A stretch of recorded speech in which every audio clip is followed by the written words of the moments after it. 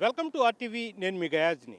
ప్రస్తుతం మనము జిర్రవారిపాలెంలో ఉన్నాం. కలిగిరి మండలంలోని జిర్రవారిపాలెం ఈరోజు రెండు తెలుగు రాష్ట్రాల్లో ఒక గుర్తింపు వచ్చేసింది. ఎందుకు జిర్రవారిపాలెం ఇదంటుంటే, ప్రస్తుతం మనము ప్రకాశం జిల్లాలో ఈరోజు తెల్లవారుజామున అగ్నికి ఆహుతి అయిన బస్సు ఆ వాళ్ళ ఆఫీసు ఈ జిర్రవారిపాలెంలోనే ప్రస్తుతం మనం చూస్తున్నాము. అదే హరికృష్ణ ట్రావెల్స్.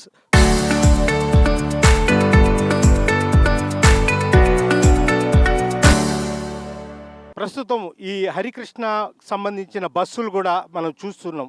ఈ బస్సులు కూడా కాలం చెల్లిన బస్సులు. ఇక్కడి నుంచే ఇవి హైదరాబాద్కి బయలుదేరుతాయి. అయితే ఇవి ఏమైనా కొత్త బస్సులా లేదంటే కండిషన్ ఉన్న బస్సులా అంటే మాత్రము ఏమాత్రం పొరపాటే.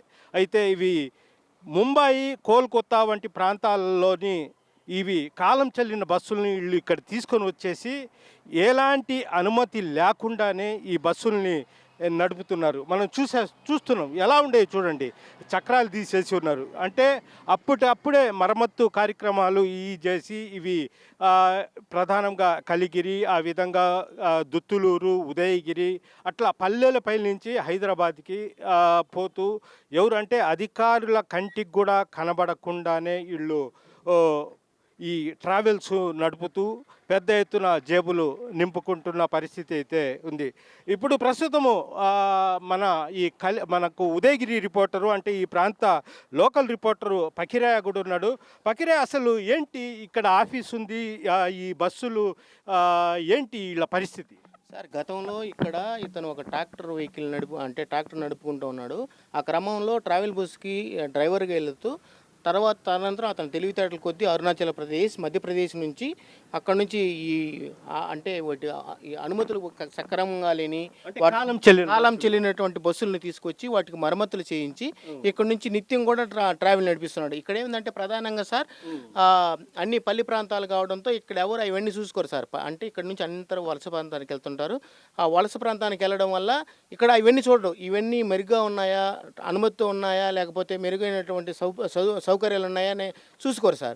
అలా రోజు ఇలా బేల్దారి పనికి వెళ్ళారు, వాళ్ళందరూ కూడా వెళ్ళేవారు. అంటే అధికారులు కూడా ఇలాంటి మారుమూల ప్రాంతాల్లో అసలు దృష్టి కూడా పెట్టారు. లేదు సార్, గతంలో మనం ఒకసారి ఆర్టీఓ ఆఫీస్కి వెళ్ళి మనం ఆర్టీవీ తరపున మనం చెప్పాము సార్, ఇక్కడ కాలం చెల్లినటువంటి బస్సుల్ని మనం ఇక్కడ ట్రావెల్ చేస్తున్నారు సార్, అవి చాలా ఇబ్బందిగా ఉన్నాయి, ప్రజలకు ఒకసారి చెక్ చేయండి అంటే సార్ కూడా వచ్చి ఒకసారి చూసి వెళ్ళిపోయింది జరిగింది సార్. ఇప్పుడు ఒకసారి మనం అసలు బస్సు లోపల పోయి కూడా చూద్దాం ఎలా ఉండేవో.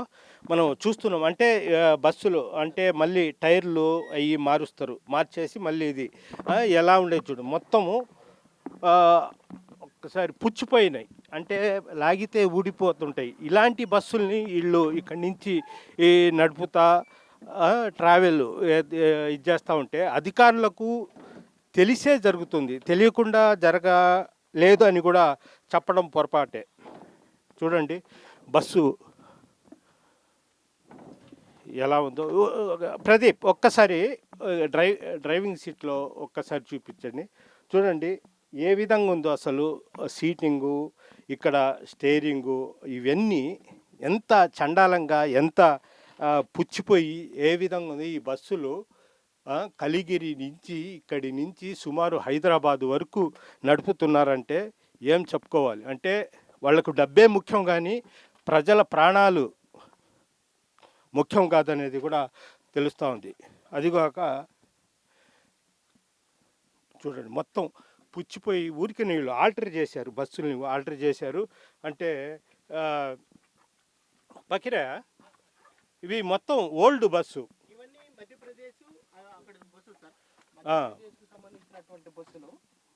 ఇవి వర్షం వస్తే కారే విధంగా ఉన్నాయి. వర్షం వస్తే అసలు ట్రావెల్ నడిపియ్యారు సార్.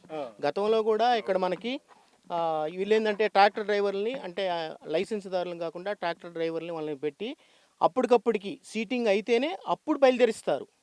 ఒకవేళ లేదంటే ఆగిపోతుంది సార్. అప్పుడు డ్రైవర్ ఇప్పుడు కంటిన్యూ డ్రైవర్ ఉండదు సార్, డబల్ డ్రైవర్ కూడా ఉండారు. నిన్న పామూరు దగ్గర కూడా ఒక పాలవ్యాన్ కొడితే ఆ పాలవ్యాన్ కూడా యాక్సిడెంట్ అయింది, అద్దం పగిలిపోయింది. ఆ అద్దం పగిలిపోయినటువంటి బస్సునే ట్రావెల్ చేసుకుంటూ పోయారు. అంటే ప్రజల మీద కానీ, ప్రజల ఆరోగ్య పరిస్థితి కానీ, వారి భద్రత కానీ ఎక్కడా కనిపించదు సార్ ఈ ట్రావెల్ బస్సులో. అసలు ప్రదీప్ ఒక్కసారి చూపి అంటే ఎమర్జెన్సీ ఏదైనా జరిగితే మాత్రము అసలు ఎమర్జెన్సీ డోర్లు కూడా లేవు. ఒక్కసారి బ్యాగ్ చూడండి, బ్యాగ్ కూడా సీట్లు ఇచ్చేసేసి ఉన్నారు. మొత్తం చూడండి ఎట్లా వర్షం కురిచినా మామూలుగా ఇది ఎంత భయంకరంగా ఉందంటే లోపల అసలు ఇరుకు ఒకరిని ఒక అసలు వెనకాల చూడండి ఎంత అసలు వెనకాల అద్దం కూడా పూర్తిగా క్లోజ్ చేసి వెనకాల ఎమర్జెన్సీ డోర్ ఉండాలి.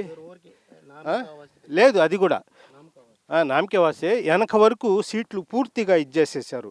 అసలు ఒక మనిషి ఇట్లా ఏదైనా జరిగితే ఒక మనిషి ఇంకొక మనిషి ఇట్లా వెళ్ళాలన్నా ఎంత భయంకరంగా అసలు వెళ్ళలేని పరిస్థితి.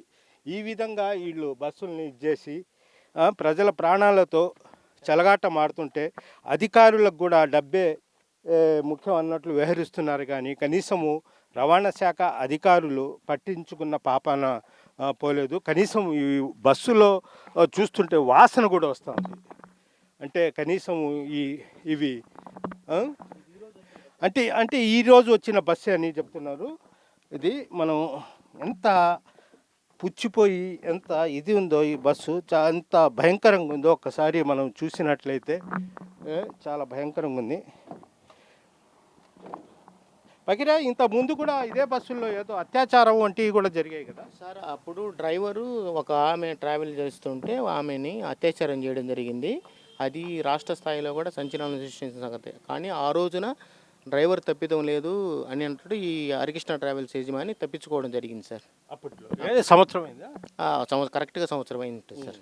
అంతే సార్. మొత్తం ఎన్ని బస్సులు ఉంటాయి ఇక్కడ? మొత్తం సార్ 6-7 బస్సులు ఉన్నాయి. ఈ మధ్య కాలంలో రెండింటిని డిస్పాచ్ మొత్తం చేశాడు. అంటే అవి మరీ పుచ్చిపోయి అలా ఉన్నప్పుడు మాత్రం వీటిని ఇచ్చేస్తాయి. ఇప్పుడు ఈ బస్సు ఉంది సార్, ఈ బస్సుకి నిన్నటి వరకు ట్రావెల్ నడిపిస్తూ ఉన్నారు సార్. ఇది మళ్ళీ పనికి కుదరదు అనుకున్నప్పుడు డిస్మాండిల్ చేస్తారు సార్. ఇది అంటే ఏదైనా ఘటన జరిగినప్పుడు మాత్రమే అధికారులు, రవాణా శాఖ అధికారులు కానీ ప్రభుత్వం కానీ హడావుడి చేస్తుంది. ఆ తర్వాత మాత్రం కనీసం పట్టించుకోరు.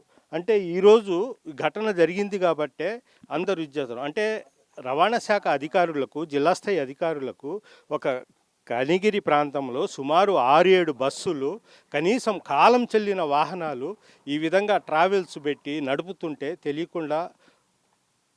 తెలియదు అని మనం చెప్పలేము. అంటే వాళ్ళు నెలమామూలు తీసుకొని గాలికి వదిలేయడంతో నిండు ప్రాణాలు గాలికి కలిసిపోతున్నాయి. అంటే కేవలం ఈరోజు 13 మంది మృతి చెందారు, 13 మంది ఈ ప్రాణాలు కోల్పోయారు. అంటే దీనికి కారకులు ఎవరు?